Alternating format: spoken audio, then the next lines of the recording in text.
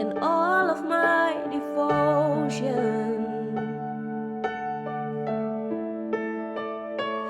Now there's nothing in this world that could ever satisfy.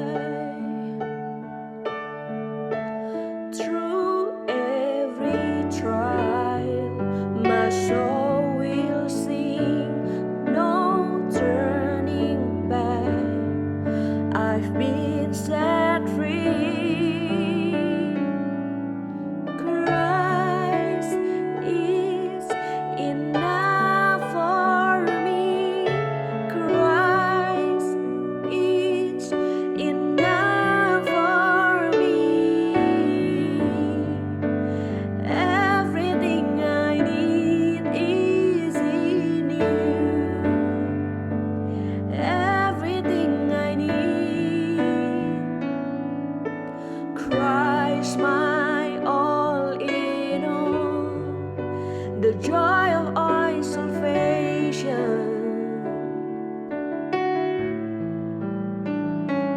And this hope will never fail. Heaven is our home. Through every storm, my soul will sing, Jesus is here. To God to be glory. Christ is enough for me. Christ is enough for me.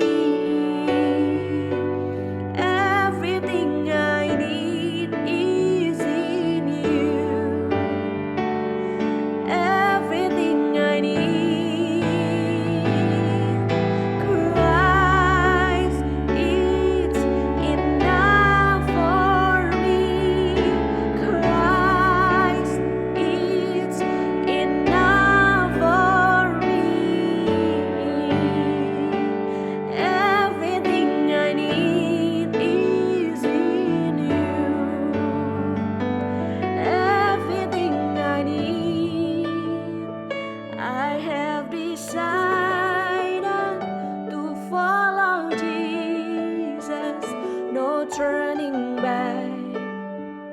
No turning back. I have decided to follow Jesus. No turning back. No turning back. The cross before me, the world behind me. No turning back. No turning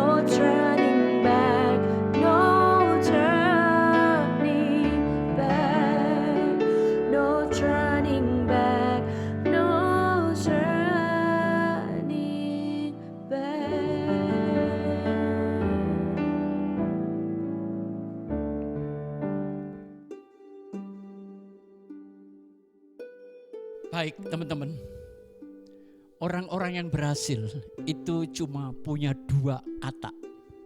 Pertama mau, kedua mampu. Kalau seandainya Anda mau tapi nggak mampu, keberhasilan akan jauh. Atau yang kedua, Anda punya kemampuan tapi Anda tidak pernah mau, itu keberhasilan tidak pernah kelihatan.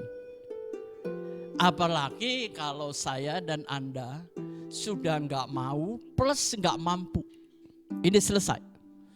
Tapi saya harap hari ini kita mau. Dan kita belajar untuk menjadi mampu. Mau diproses dan mampu berproses. Sebelum saya memasuki perenungan yang hari ini, saya beri tema shape. S-H-A-P-E. Kalau diterjemahkan, dia artinya bentuk. Tapi sebelumnya kita enakan cerita-cerita dulu ya. Karena cerita itu menyenangkan. Satu hari di restoran yang cukup ramai. Ada ibu-ibu banyak hadir lagi makan. Dan ternyata waktu mereka asik makan, ada seekor kecoa. Itu nempel di baju seorang ibu. Gak tahu gimana reaksi ibu ini mengejutkan semua restoran. Pengunjung restoran. Dia berteriak. Sampai akhirnya di sebelahnya kaget. Tangannya nyenggol es krim yang dipesannya. Dan kecoa itu lari ke meja yang lain. Hinggap itu di leher seorang ibu juga. Ibu ini berdiri dan berteriak-teriak. Akhirnya semua resto itu menjadi kacau. Tapi yang aneh, kecoa ini akhirnya hinggap di tangan waitersnya. Waiters itu tenang aja. Dia mengambil, memegangnya ke depan, dibanting, diinjak dan mati. Sekarang pertanyaannya, siapa yang harus bertanggung jawab terhadap kekacauan itu tadi? Ya tentunya kecoa, Pak. Enggak. Kecoa tidak saya tuntut bertanggung jawab terhadap kerusuhan restoran ini. Yang bertanggung jawab adalah 2 orang ibu yang berteriak histeris. Sekarang perhatikan, 2 orang ibu itu histeris. Tapi kenapa pelayannya tenang-tenang aja? Demikian juga dalam kehidupan, persoalan itu tidak pernah bertanggung jawab terhadap diri Anda. Tapi respon Anda yang bertanggung jawab terhadap dirimu sendiri. Itu kisah yang pertama.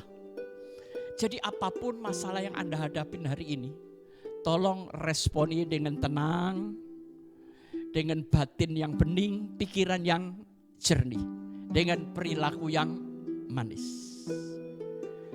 Tapi ada satu cerita lagi di satu universitas. Satu hari seorang dosen membawa belasan cangkir. Ada yang jelek, ada yang kuno, tapi ada juga yang bagus-bagus. Setelah mahasiswa semuanya siap melihat, dosen ini menuangkan kopi kapal api. Dan kemudian dosen memerintahkan, silakan ambil. Murid-murid berebutan, mahasiswa lari mengambil cangkir-cangkir itu. Dan rupanya ada seorang anak yang jalannya agak pincang. Dia datang terlambat. Dan pilihan dia tinggal cangkir-cangkir yang sangat jelek. Dia bingung untuk memilih mana yang terbaik di antara yang terjelek. Dan kemudian anak itu mengambil satu. Si dosen itu berkata, mahasiswa, cobalah lihat permainan ini. Ada yang menemukan cangkir bagus, ada yang minum lewat cangkir jelek. Tapi yang pertama, cangkir itu tidak pernah mengubah rasa kopi. Kopinya tetap kopi kapal api. Walaupun cangkirnya bagus atau jelek. Yang kedua, Justru cangkir itulah yang menyembunyikan kopi. Cangkir-cangkir ini bicara penampilan. Penampilan Anda tidak bisa mengubah karakter Anda. Tapi karakter Anda akan mengubah penampilan Anda. Justru penampilan ini seringkali menyembunyikan keaslian kepribadian Anda. Dan dia berkata kepada para mahasiswa, dan satu lagi dengar anak-anak, cangkir itu tidak bisa menentukan dan mengubah kualitas kopi. Cangkir baku saya kasih kopi Americano, tetap Americano. Cangkir jelek saya kasih kopi kapal api, dia tidak pernah berubah menjadi Americano. Tetap kopi kapal api. Jadi sebetulnya penampilan baik memang baik, tapi tidak bisa mengubah kualitas hidup Anda. Karena itu pesan si dosen, jangan konsentrasi dan fokus kepada cangkir. Fokuslah kepada isi. Nah, Sobat SSK, dari GBIRM, saya hari ini cuma ingin menyampaikan. Hari-hari ini menakutkan enggak? 3 hari yang lalu saya telepon anak saya yang ada di Hong Kong karena dia tinggal di sana. Saya cuma bilang, Vicky, daripada kamu nganggur di sana, pulang deh ke Surabaya. Rame-rame sama adik kakak. Dan dia berkata, "Pa, kalau saya keluar, itu hukumannya berat." Hah? Di Hong Kong hukumannya apa? Pertama, saya akan langsung didenda $25.000 Hong Kong. Dan hari itu juga saya dipenjarakan 6 bulan. Plus saya dipecat dari pekerjaan saya. Masa? Iya Pak.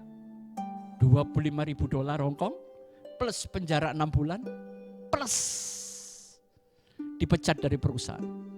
Nah terus kalau kamu kehabisan bahan makanan, nah kalau di sini lain Pak. 4 hari paling lama seminggu sekali petugas pemerintah akan telepon, persediaan makanan masih ada enggak? Itulah cara kerja pemerintah Hong Kong. Sehingga kita pertanyakan apakah itu mungkin diterapkan di Indonesia.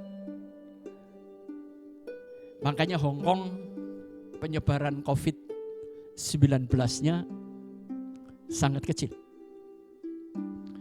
Jadi hari ini lewat Shape saya akan mengajar Anda bagaimana menerima, menghadapi, dan menyelesaikan sebuah kenyataan.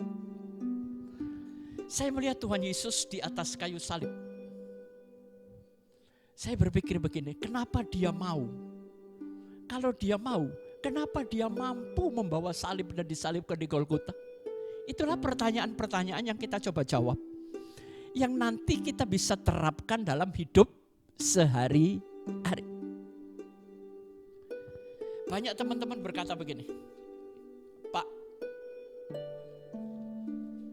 untuk bisa berhubungan dengan Tuhan itu caranya gimana sih? Ada 9 cara supaya kita bisa berhubungan, nyambung dengan Tuhan. Yang pertama, ada orang memakai gaya naturalis. Artinya apa? Waktu Anda pergi ke pantai, pergi ke pegunungan, lihat alam yang indah, tahu-tahu hatimu kagum dan tersambung dengan Sang Pencipta. Itu mencari Tuhan dengan gaya naturalis. Tapi ada lagi orang yang bertemu dengan Tuhan dengan cara sensit. Sensit itu tulisannya SENSATI. Artinya orang ini menemukan Tuhan dengan panca indera. Dia melihat sesuatu yang orang lain gak lihat. Dan kemudian hatinya berkata, memang engkau ada Tuhan. Lewat panca indera. Tapi ada juga, ini yang terbanyak, menemukan Tuhan dengan cara tradisional. Lewat liturgi gereja. Mungkin lagunya saat itu membawa Anda kepada satu emosional yang luar biasa. Terjadi pencerahan. Dan Anda terhubung dengan Tuhan. Ada lagi, ini sering saya pakai ya saudara. Yang disebut asketik. Saya kalau malam, jam 1, setengah 2, saya sering kali keluar rumah. Dan saya melihat dari jauh rumah saya mah biasa. Tapi lewat hening dan sederhana, saya bisa mengucap syukur.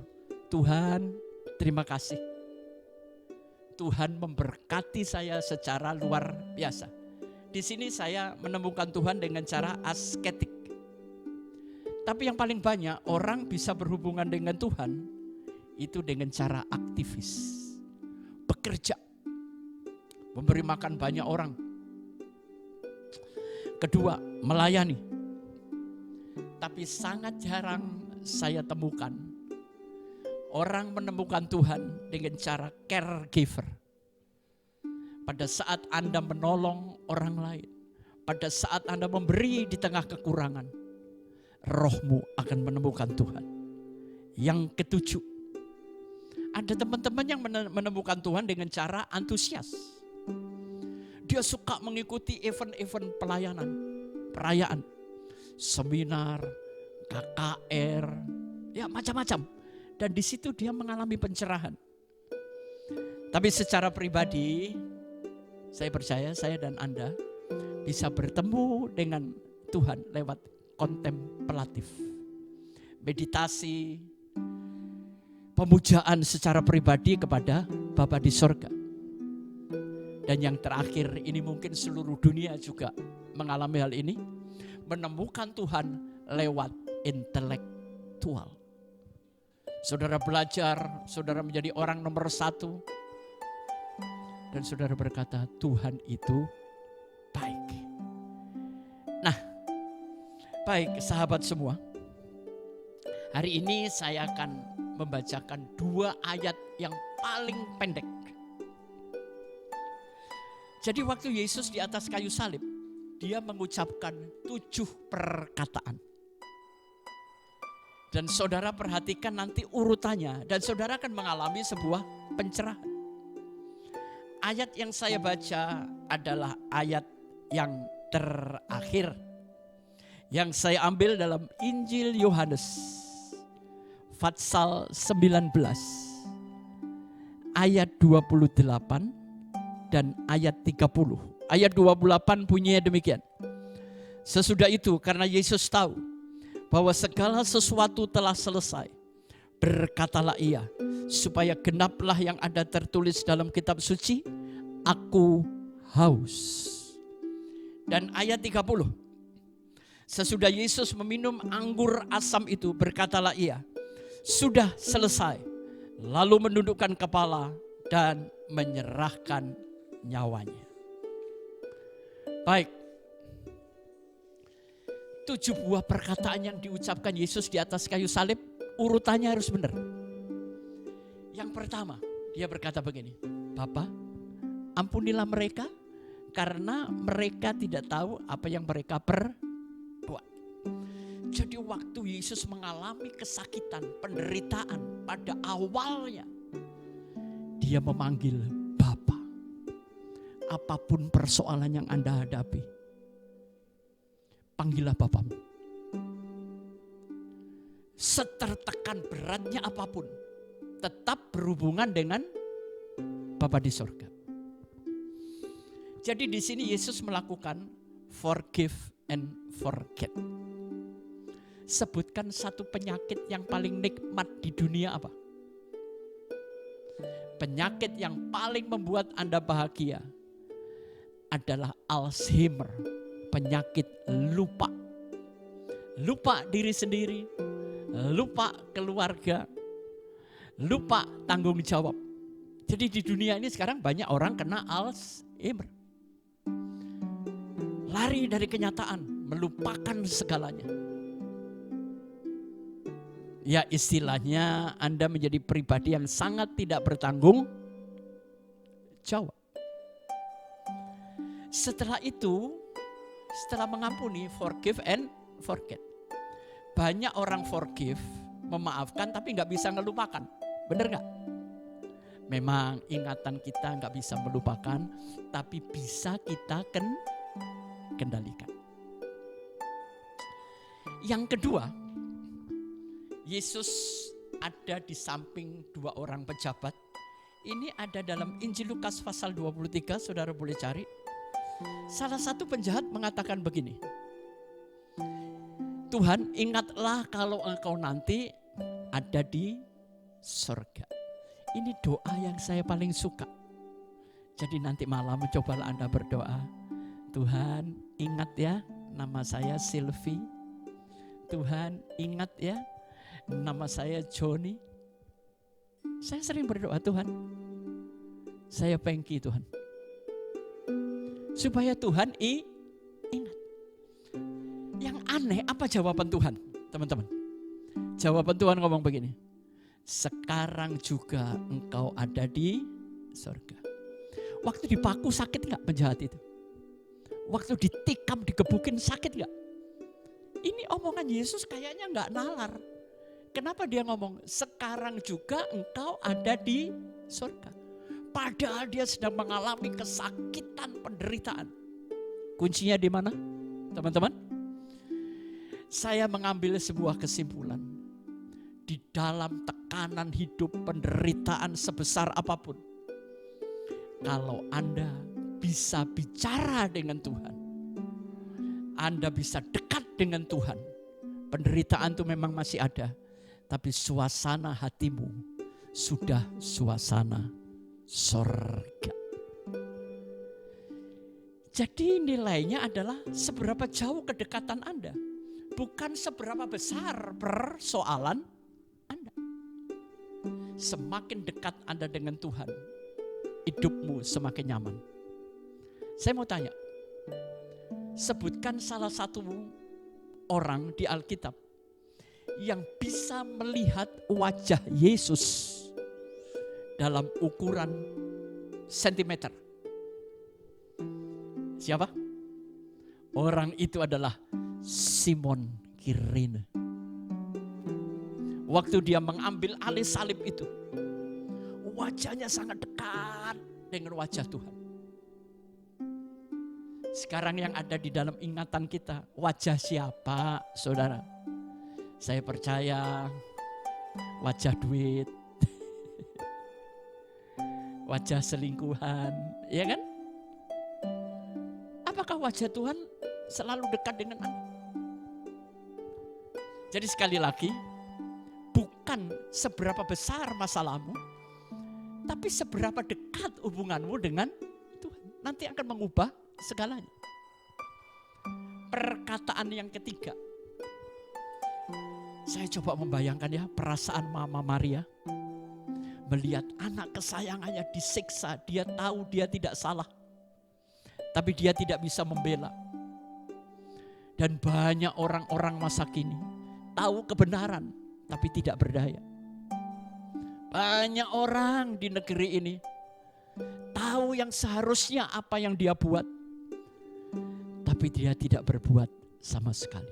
Sekarang saya mau tanya, enak mana? Ditolong atau menolong? Dengan adanya keadaan COVID ini, Anda diberi kesempatan Tuhan untuk menolong orang lain. Dan kalau Anda menolong orang lain, ingat firman, tangan kiri memberi, tangan kanan jangan tahu. Jadi gak usah masuk TV, gak usah masuk Instagram, ya, gak usah masuk YouTube, gak usah. Ya, saya tadi cukup kaget, saya baru tahu, saya juga gak akan ngomong. Ternyata GBI Rem melakukan banyak kebaikan lewat gembala sidangnya. Dan yang aneh, saya sendiri tidak tahu, baru tahu tadi. Dalam hati, hebat juga ini gembala gua ya. Tangan kiri memberi, tangan kanan tidak tahu. Tapi saya sudah lihat buktinya. Yesus berkata begini kepada murid-muridnya, Yohanes, inilah ibumu. Dan kepada ibunya dia berkata, ibu, inilah anak. Bapak Ibu, Yesus itu punya saudara kandung juga yang dilahirkan oleh Maria. Yang menjadi pertanyaan, kenapa mamanya tidak dititipkan kepada saudara kandungnya? Kenapa dia dititipkan kepada murid-muridnya? Yang saya tahu secara singkat, karena saudara Yesus tidak percaya Yesus itu siapa dan apa. Saya melihat perkataan di atas kayu salib ini, perkataan seorang anak yang luar biasa. Di tengah penderitaan, mau mati, masih tanggung jawab sama orang tua. Tapi sekarang ini banyak orang tua mati karena melihat anaknya tidak bertanggung jawab. Saudara, bayangin, bisakah? Walaupun saya sudah tua ya, saya juga punya orang tua, Anda juga punya orang tua. Dalam keadaan senang, apakah Anda ingat bagaimana seorang mama melahirkan? Melahirkan itu sakit sekali, taruhannya nyawa anak-anak. Tapi Yesus menjadi contoh yang luar biasa. Dia tidak memikirkan sakitnya dan penderitaan, tapi dia memikirkan masa depan mamanya. Hebat ya anak seperti ini.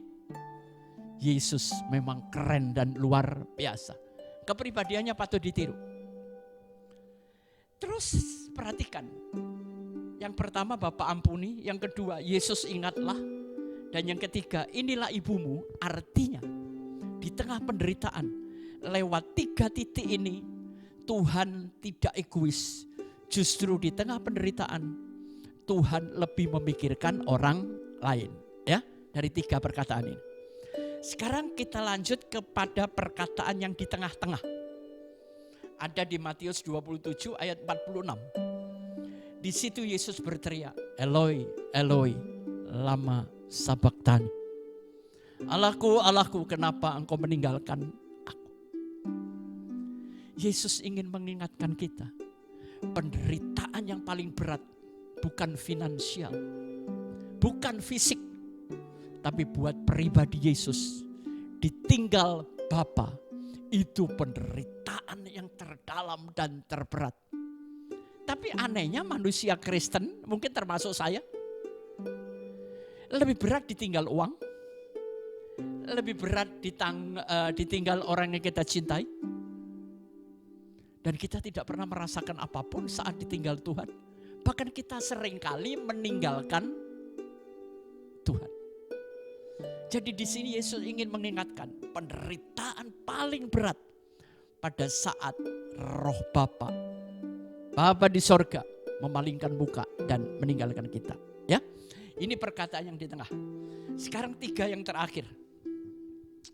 Setelah 3 perkataan di atas itu Yesus berpikir tentang orang lain. Kemudian berteriak kepada Bapa. Kita perhatikan perkataan 5, 6, dan 7. Yang kelima Yesus berkata, aku haus. Waktu itu Maria Magdalena meminta kepada tentara, tolong, kalau orang sekarang mungkin kasih wine lah. Ya. Gunanya apa? Untuk mengurangi rasa sakit. Tapi yang saya pikirkan bertahun-tahun teman-teman, kenapa Yesus tidak mau? Ini loh, tolong pikirkan kenapa? Karena Yesus berpikir, penderitaan manusia aku pikul 100%. Tidak perlu bantuan manusia. Kehausan, kesakitan, tidak perlu ada yang ditambahkan. Semua aku rangkul. Jadi Anda jangan salah pengertian bahwa Allah orang Kristen itu mati. Bukan. Allah kita nggak bisa mati dan tidak pernah mati. Tapi Allah memasukkan kematian di dalam dirinya. Sehingga kematian tidak bisa bersuka cita lagi. Dibuktikan dengan sebuah kebangkitan. Sekarang perkataan ke-6. Perhatikan. Yang pertama tadi Yesus ngomong apa? Bapa, ampunilah mereka. Artinya awal penderitaan, dia memanggil Bapa. Tapi sebelum mengakhiri penderitaan, perkataan ke-6 dia ngomong begini. Aku serahkan nyawaku kepada Bapa. Perhatikan. Selama 6 perkataan, Yesus selalu berhubungan dengan Bapa di sorga. Jadi kalau saudara menerima kenyataan yang pahit, Yesus itu mau dan mampu pikul salib karena dia tahu tujuan hidupnya. Orang yang tahu tujuan hidup, dia pasti mau dan mampu untuk melakukan segalanya. Dengan tujuan itu tercapai. Ini tujuan bukan egois loh. Menyelamatkan dunia. Jadi perhatikan, aku serahkan nyawaku ke dalam tanganmu. Jadi Yesus itu mati bukan karena disalib, bukan karena ditikam. Tapi dengan sukarela dia menyerahkan nyawanya. Bayangkan, nyawa cuma satu, Bapa di sorga gak minta, dia serahkan. Kita cuma soal duit. Gak berani, saudara. Ini saatnya kita menolong. Kemarin teman-teman nanya begini, Pak, saya mau nanya itu Pak. Ini kok lagi rame ini debat pendeta nih. Pendapat Pak Pengki gimana? Kalau saya berpikir begini, daripada berdebat, mendingan saatnya kita membantu orang lain. Setuju teman-teman? Ya? Berikan ruangan kepada orang lain untuk hidup dalam keyakinannya. Berikan, saudara. Kita nggak bisa ngotot, ini saya yakin, itu situ yakin. Yang bisa meyakinkan kebenaran cuman Bapa di surga. Ya. Jadi nggak usah berdebat rame-rame, yang penting lakukan apa yang bisa Anda lakukan. Dan perhatikan, kalimat terakhir yang ketujuh apa? Yesus berkata, sudah selesai. Aduh, ini perkataan. Saudara percayalah, kalau penderitaan yang begitu berat itu pasti akan selesai. Apalagi cuma urusan finansial, saudara. Apalagi cuma urusan sakit. Selesai. Lah kalau nggak sembuh, ya mati. Selesai juga kan? Selesai itu bukan berarti harus kesembuhan. Kematian pun juga selesai. Kita nggak boleh punya pikiran bahwa selesai itu berarti harus sembuh dan sebagainya. Enggak. Mati pun itu satu penyelesaian. Dengan caranya tuh, banyak orang kepingin mati nggak bisa mati. Susah nggak? Ternyata saya juga baru tahu. Saya ini selama beberapa bulan suka cari panas jam 10 sampai setengah 11 jogging. Ternyata saya baru tahu akibatnya apa, saudara. Orang yang sering berjemur itu susah tidur. Pantesan saya ini tidurnya susah banget. Oh, ini pengetahuan tapi juga pengalaman saya. Akhir-akhir ini saya susah tidur setelah saya lebih giat berolahraga, berjemur jam 10 sampai setengah 11. Saya nanti mau nanya teman saya Pak Johan juga punya kebiasaan begitu. Tapi saya dengar dia juga susah tidur. Tapi hidup juga jangan tidur terus, ntar kalau tidur selamanya nyesel. Kebanyakan tidur, kebanyakan makan juga jadi dodol mas. Ya, jadi makan sebelum lapar, berhenti sebelum kenyang. Itu sehat. Saudara, waktu Yesus mengatakan sudah selesai. Waduh, itu luar biasa. Gimana kalau persoalan saudara semuanya selesai? Bahagia enggak? Nah, untuk menyelesaikan sebuah persoalan, saya akan memberikan beberapa peralatan atau tools. Saudara mau cabut paku, jangan pakai obeng, ya, pakai catut atau tang. Saudara mau mukul paku, nancepin ke tembok atau ke papan, jangan pakai sepatu, saudara. Harus pakai palu. Nah, tools untuk saudara mau dan mampu itu disebut shape. Artinya peralatan untuk membentuk Anda. Shape itu bentuk.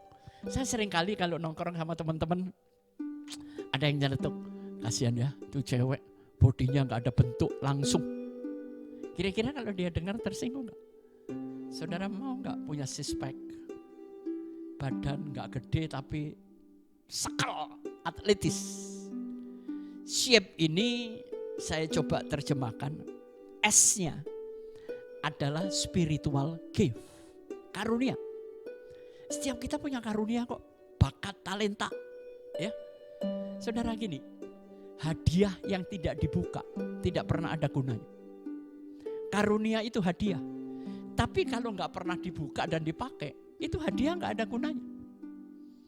Ini tools yang pertama. Tools yang kedua, H itu mewakili heart, hati. Saudara punya hati nurani kan? Mana yang baik, mana yang buruk, mana yang perlu, mana yang enggak. Hati nurani ini merupakan kompas dari sorga. Kemudian tools yang ketiga, abilities. Abilities ini adalah sebuah kemampuan. Kita lahir dikasih otak, dikasih kesehatan, dikasih semuanya. Di samping itu saudara sekolah, belajar. Makanya saya ingatkan, jangan bangga kalau Anda orang terpelajar. Tapi teruskan menjadi seorang pembelajar. Sekolah paling lama 20 tahun. Tapi pembelajar itu sampai mati. Abilities, kemampuan. Saudara diberikan kemampuan. P-nya apa? Personality. Anda punya kepribadian. Mungkin kepribadian Anda sanguin, kolerik, melankolis, dan sebagainya. Anda punya sebuah karakter, Anda punya kepribadian. Bergeraklah sesuai kepribadian Anda. Dan E dari shape apa? Experience. Experience itu bicara tentang pengalaman. Pengalaman ada macam-macam, Bapak Ibu. Ada pengalaman bersama keluarga, ada pengalaman pendidikan, ada pengalaman pekerjaan, ada pengalaman rohani, dan ada pengalaman pelayanan. Tapi satu hal,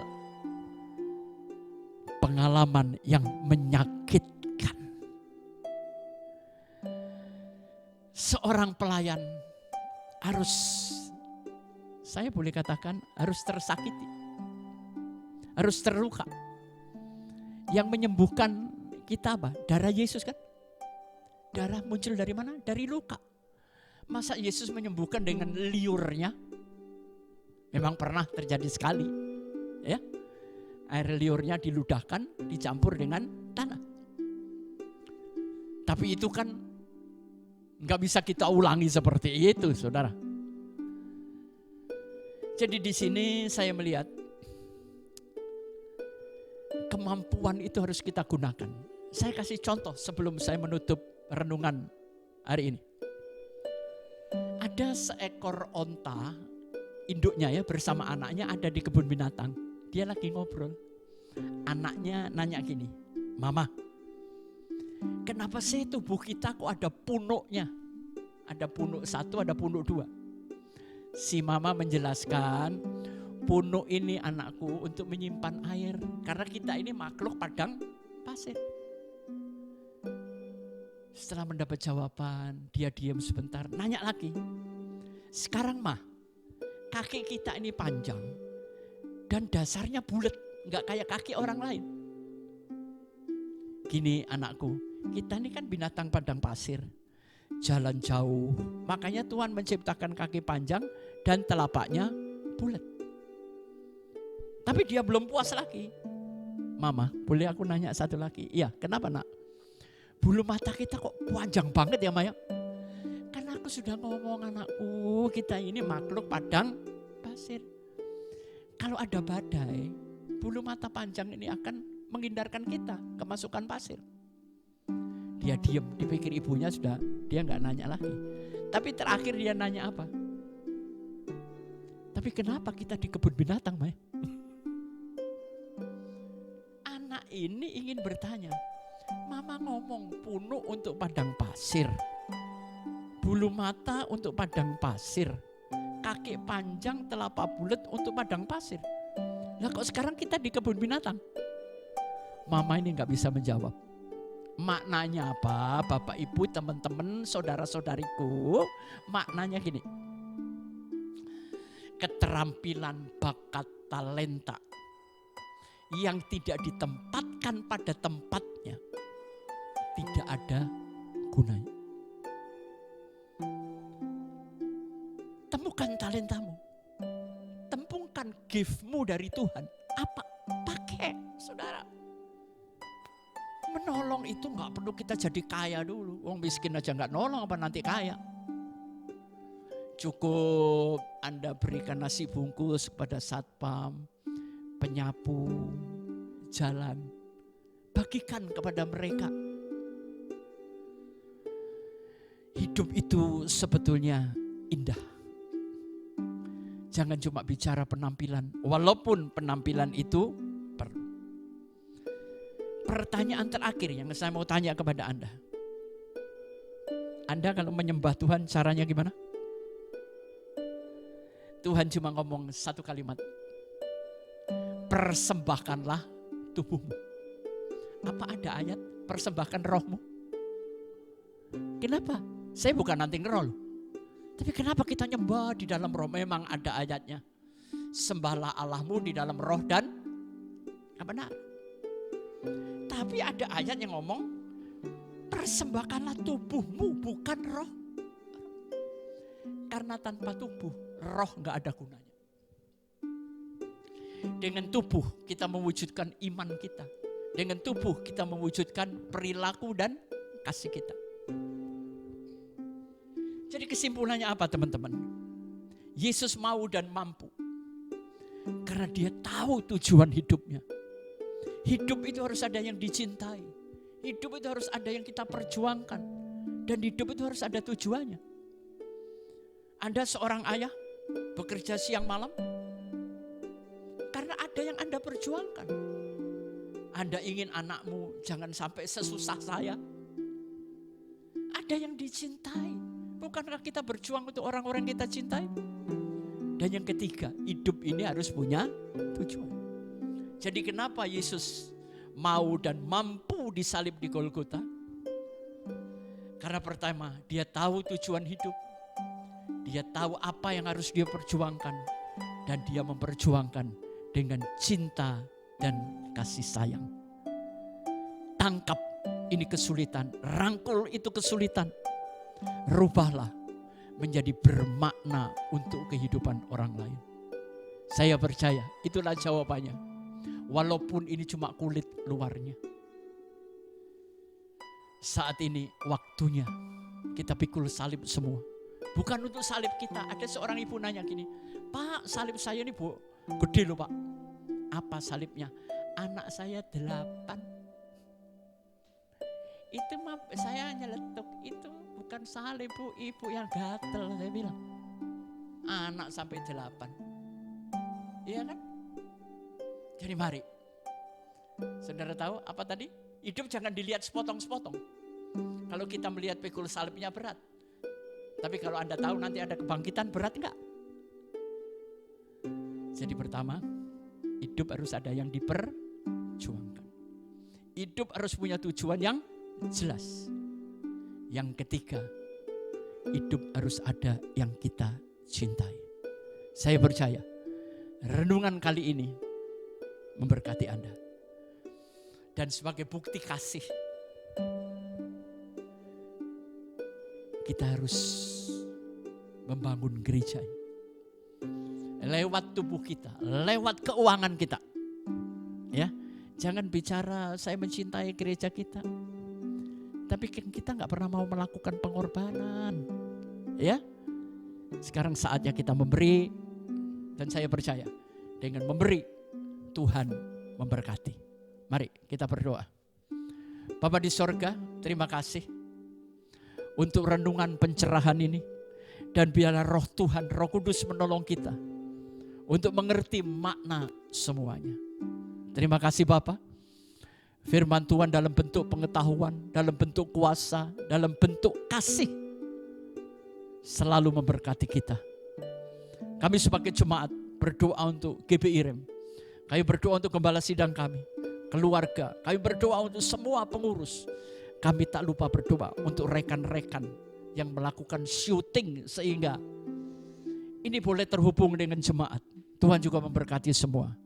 Hamba-Mu selesai, tapi Engkau tidak pernah selesai dengan kami. Di dalam nama Bapa, Putra dan Roh Kudus, di dalam nama Tuhan Yesus Kristus. Amin.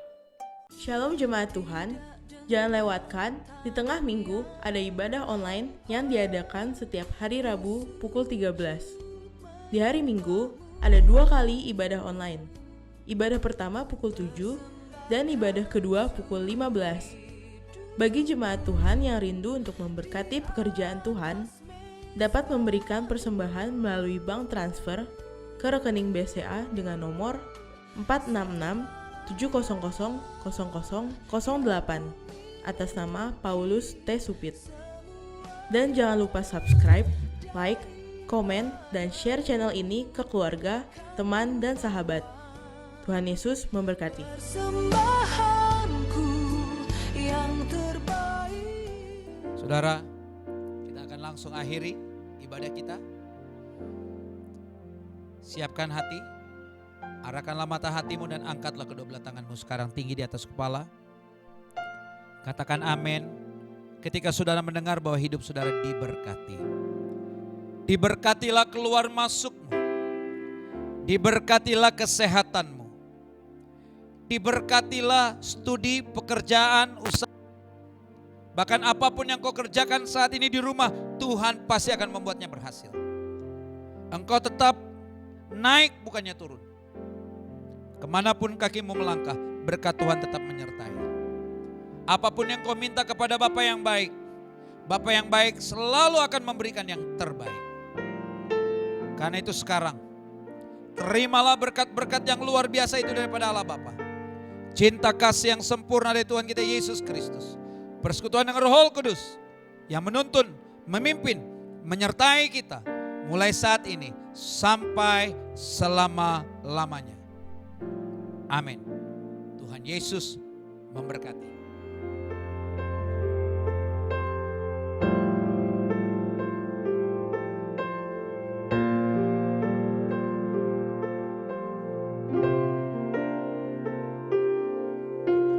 Hatiku tenang berada dekatmu.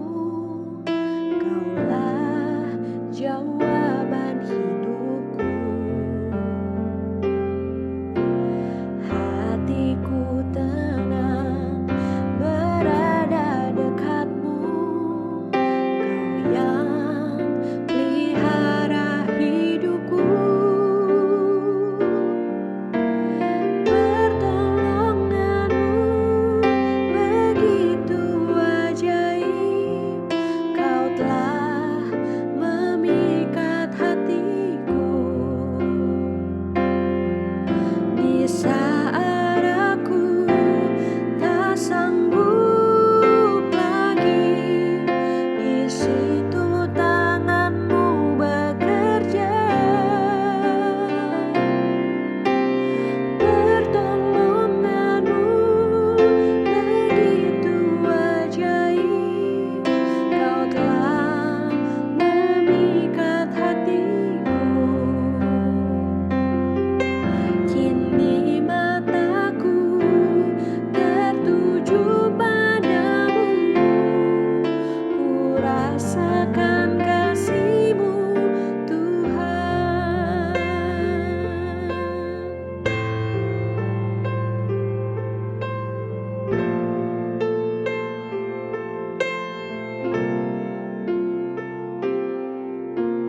Hatiku tenang berada dekatmu. Kaulah jawaban hidupku.